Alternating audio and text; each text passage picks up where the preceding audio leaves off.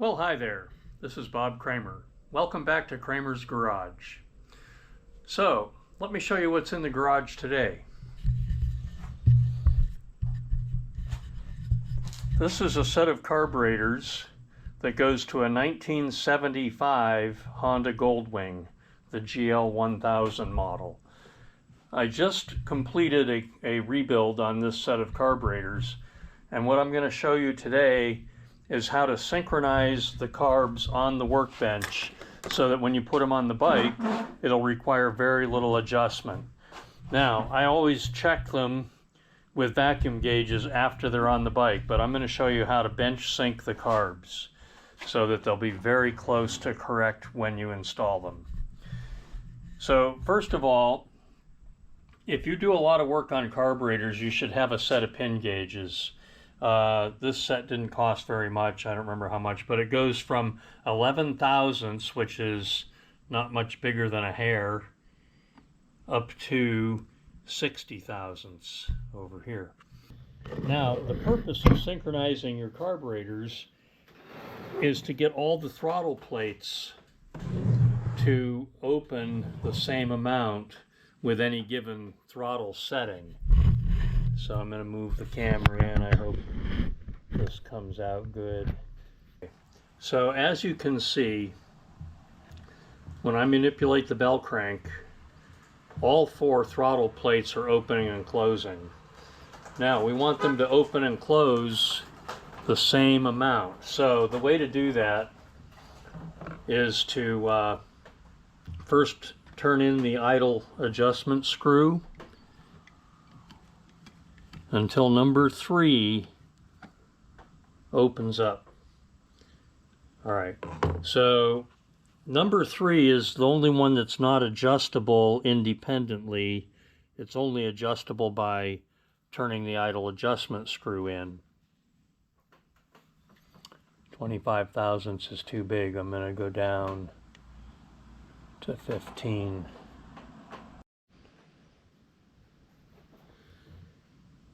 So I turned the idle adjustment screw all the way in, and now I'm gradually turning it out. I have a 15 thousandths diameter pin gauge, and I'm gonna just keep adjusting this very slight increments until the 15 thousandths no longer fits in.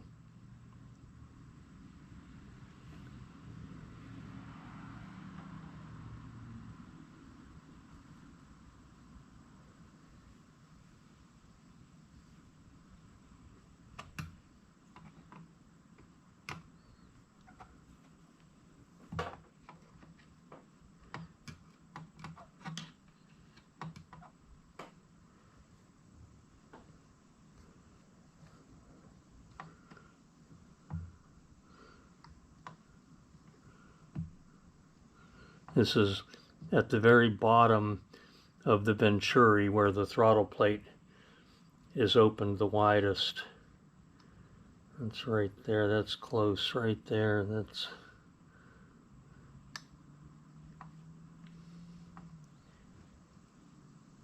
all right. It no longer, well, just got in there. Okay.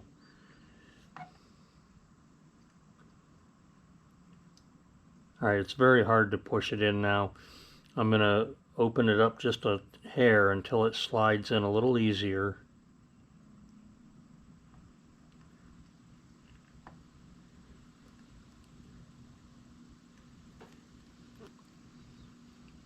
Alright, you have to make sure you're as close as possible to the center. I use the little accelerator pump tube as the guide. You can see the little brass tube in there. So, there. Now, the object here is to get them all the same. So now, when I go over here to number 1, that gauge slides in there loose. So I need to close that a little bit. To close it, I need to turn the screw counterclockwise. So I'm going to loosen the lock nut and turn the screw counterclockwise, and that should close the throttle plate.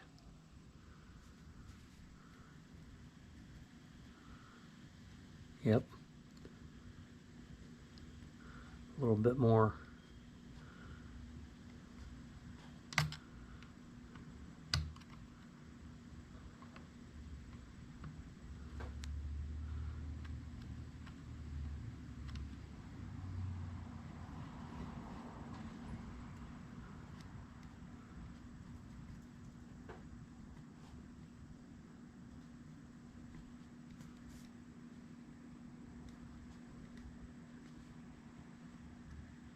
Right there, that's no longer going under.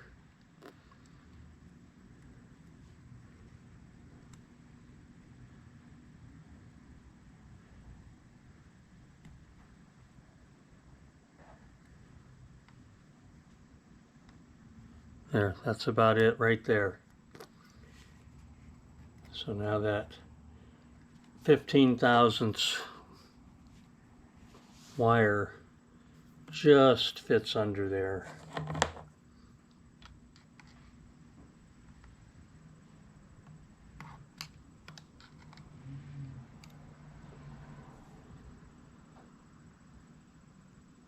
So snug the lock nut and then double check.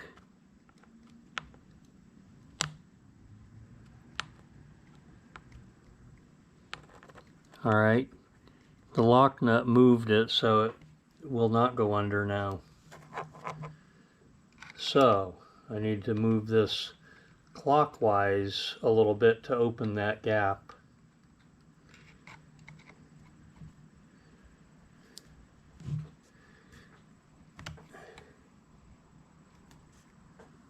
Not very much. And don't over tighten these lock nuts. It's very difficult to adjust it on the bike when the lock nuts are too tight. All right, there, now it's sliding under. Okay. So 1 and 3 are set. Now we're going to go over to 2 and 4.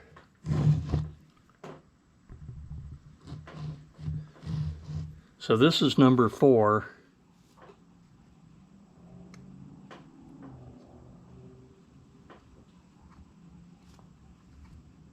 And my gauge is going under number 4 loosely.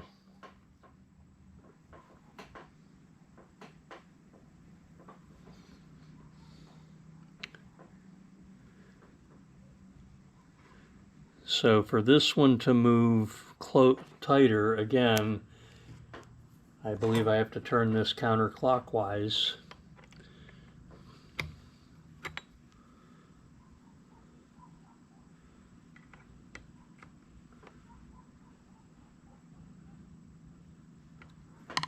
Little by little.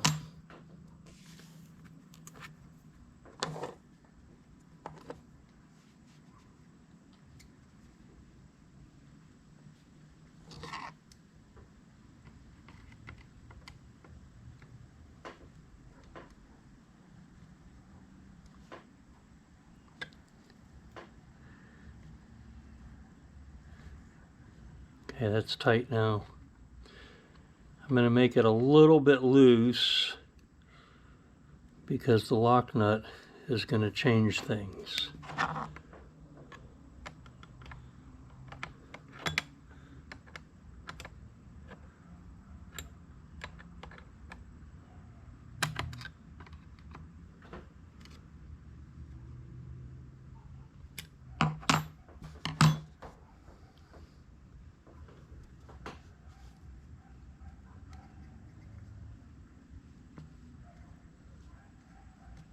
Yeah, that's good. Now it goes in and out of there snug.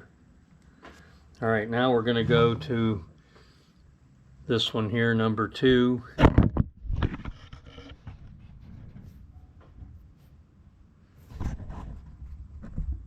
Okay, going to number 2. And that's loose. So again, I need to move that counterclockwise to tighten the gap.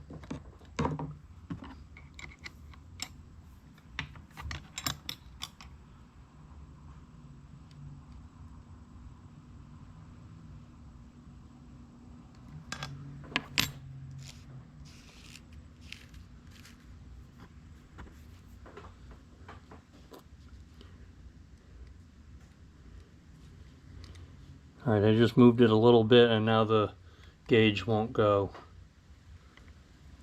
So we're going to open the gap.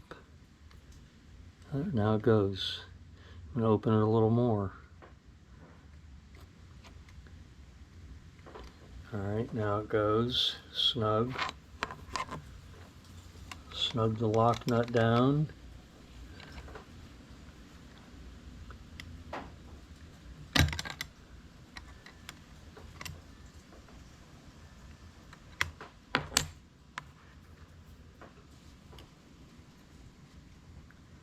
There. Okay. They're all the same. Now, the next step here is put your pin gauge away before you lose it. And then let's do a visual inspection. Make sure they all look the same visually. They should look like they're almost closed, but not quite. Turn it around and let's look at the other side.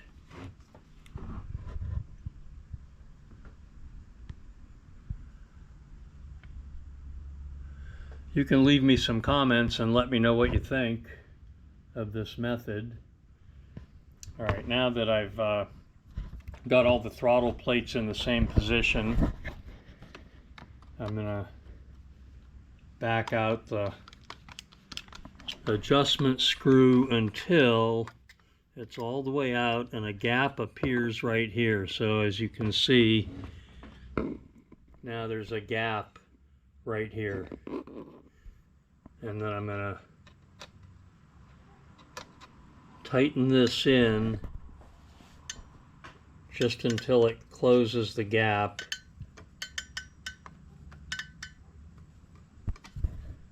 And the bell crank starts to move.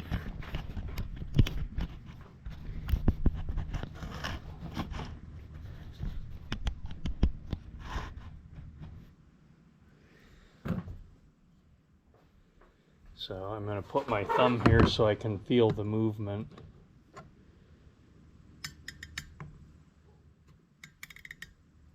There, started to move. Okay, so once it starts to move, I give it another quarter turn or so. All right, now my throttle plates are nearly closed. And when we start the bike up, we can adjust the idle, whether it's too fast or too slow. Now, another thing we can do while we're here, when you pull the choke linkage up, at the end of the choke linkage, the bell crank should actually move a little bit. I'm not sure it is doing that, but I'm gonna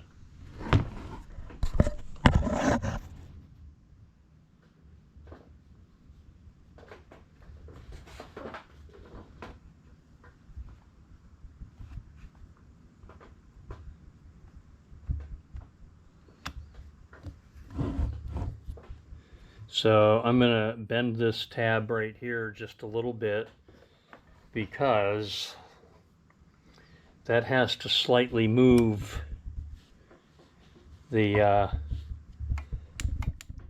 throttle to set the high idle position. It's hard to get to bend it. Okay, so there we've got the carburetors synchronized. I'm going to fiddle with this bell crank or this choke fast idle adjustment a little bit, but I'm going to end this video now. You know how to synchronize your carburetors on the bench now, but don't forget you should still recheck them when they're on an engine and running. Okay, that's all for now. I hope you enjoyed my video. Please subscribe to my channel for more. Thanks. Bye.